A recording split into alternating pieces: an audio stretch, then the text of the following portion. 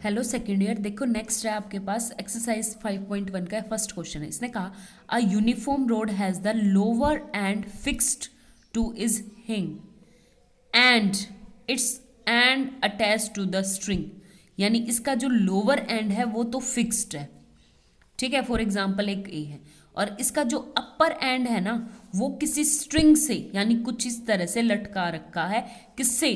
String से बांध के। और अटैच टू अ स्ट्रिंग, एक स्ट्रिंग से बांध रखा है। देखो एक स्ट्रिंग से बांध दिया। और किससे बांध रखा है? Which is ties to a point vertical above the hinge. यानी जहां से मेरा ए पॉइंट टच कर रहा था उसके एग्जैक्ट वर्टिकल, ठीक है। तो ये फॉर एग्जाम्पल ए बी मेरे पास यूनिफॉर्म रोड है। अगर ए बी यूनिफॉर्म रोड है तो इसका C centre of gravity G, और इसको मैं अपवर्ड करूंगी तो इस टाइप से, ठीक है। और ये वर्टिकल है और ये फोर्स हमेशा वर्टिकल लगता है ये। तो इसने कहा कि show that the direction of reaction at the हिंग बाइसेक्ट द स्ट्रिंग, कि जो रस्सी मेरी बांधी हुई थी ये टेंशन टी क्रिएट है, ये इसको बिल्कुल बाइसेक्ट करती है। नॉर्मल रिएक्शन आर जो लगेगा वो इसको, यानी हमें प्रूव करना है कि ये वाली साइड इसके इक्वल है, ठीक है।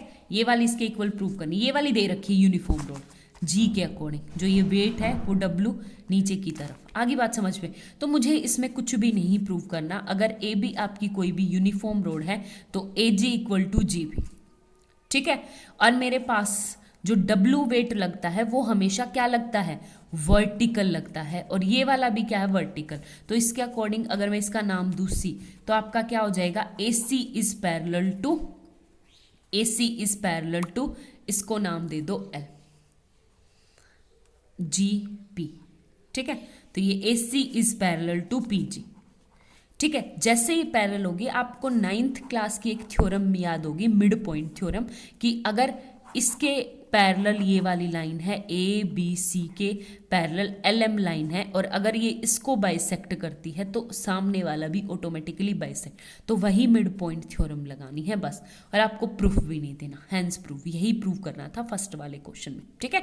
कि आपका जो है कि ए बी एक कोई स्ट्रिंग है, उसको यूनिफॉर्म रोड है, उसको स्ट्रिंग से बांधा हुआ है और वर्टिकल इसको अटैच है वो स्ट्रिंग। अगर वो वर्टिकल है तो जो नॉर्मल रिएक्शन लगेगा वो स्ट्रिंग को भी बाइसेक्ट करेगा। तो हमने कौन सी यूज की? जो 9th क्लास का हमारा कंसेप्ट था मिड पॉइंट थ्योरम, वो वाली यूज की, ठीक है। आगे बात समझ में। देखो नेक्स्ट क्वेश्चन देखो अब आप, question number 2।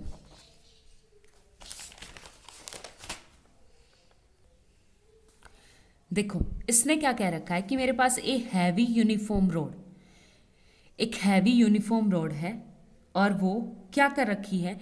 15 centimetre long is suspend for a fixed point, एक फिक्स्ड पॉइंट से लटका रखी, string attach to its end, their length 19 and 12 centimetre, ठीक है। तो इसने कहा कुछ इस तरह से कि कोई एक रोड है आपके पास, ये 15 सेंटीमीटर के, एक रस्सी यहां से बांध रखी है, एक रस्सी यहां से बांध रखी है, और एक रस्सी की लेंथ है 9 और एक की कितनी है? 12।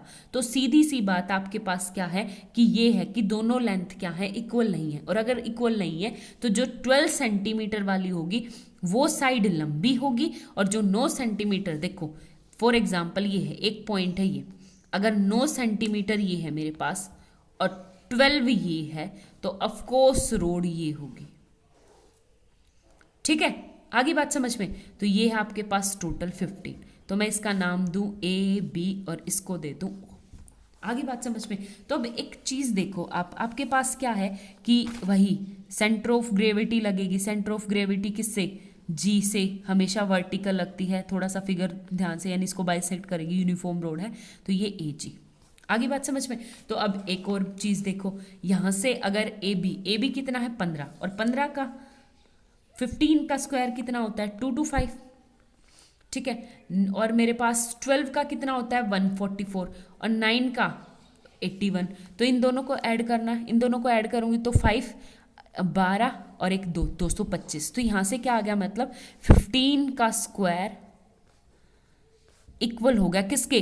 12 का स्क्वायर प्लस 9 का स्क्वायर, ठीक है, इसके इक्वल हो गया। तो इसका मतलब ये क्या आ गया, यहाँ पे ये परपेंडिकुलर है, सीधी सी बात ये है। ओ ए बी क्या हो जाएगा आपके पास 90 डिग्री का एंगल। ओ ए बी कितना आ गया मेरे पास 90 डिग्री का एंगल। ठीक है, अब वही अगर मुझे लगाना है, ये 9 है, ये 12 है, और अगर इसमें को मैं तोड़ूंगी तो देखो ये क्या है मेरे पास 15/2, और ये भी क्या आ जाएगी मेरे पास 15/2। ठीक है, आगे बात समझ में। और अगर जी ए और जी बी मेरे पास क्या है, जी ए और जी बी इक्वल है, और हमने ये थ्योरम कर रखी है, अगर जी ए जी बी इक्वल है तो ये वाला भी इक्वल हो जाएगा जी ओ। ठीक है, तो ये भी कितना हो जाएगा 15/2। ये हमने कर रखी है एक्सटीरियर एंगल। देखो हमारे पास क्या होता है, 9th क्लास का आपका कंसेप्ट है, अगर राइट एंगल ट्राइंगल है, आप देख लेना 9th की बुक में मिलेगा आपको, 9th के मैथ की बुक में। अगर एक राइट एंगल ट्राइंगल है, ठीक है, तो इसने कहा कि इस वर्टेक्स यहाँ से यहाँ तक जो मैं डालूंगी बाइसेक्ट, यानी ये तो एक तो इसको बाइसेक्ट करता है, तो फिर ये कह रहा है इन दोनों का डिस्टेंस भी क्या हो, यानी इसका डिस्टेंस इसके डिस्टेंस के बराबर होता है। ठीक है, तो ये इसी के अकॉर्डिंग क्या हो जाएगा, अगर ये 15/2 है, ये 15/2। आगे बात समझ में। तो इस मैंने फॉर एग्जांपल यहाँ पे ले लिया थीटा एंगल, तो इसने कहा कि show that the rod is inclined to the vertical at this, यानी ये वर्टिकल के साथ जो थीटा एंगल है ये हमें फाइंड आउट करना है। तो कैसे निकाल सकते हैं वो देखो, देखो मेरे पास सिंपल ट्राइंगल ये है, ये एंगल प्लस इस है, ये वाला 15/2, ये भी दोनों का इक्वल डिस्टेंस है, तो ये अल्फा है, तो ये भी कितना हो जाएगा अल्फा एंगल। ठीक है, आगे बात समझ में। तो अब इससे आगे क्या आएगा मेरे पास, यहाँ से कि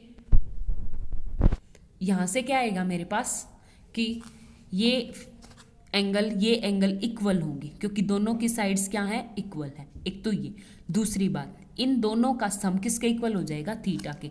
तो यहाँ से क्या आ गया 2 अल्फा इक्वल टू थीटा, तो अल्फा इक्वल टू थीटा/2। ठीक है, तो ये भी कितना हो जाएगा थीटा/2, ये भी कितना हो गया मेरे पास थीटा/2।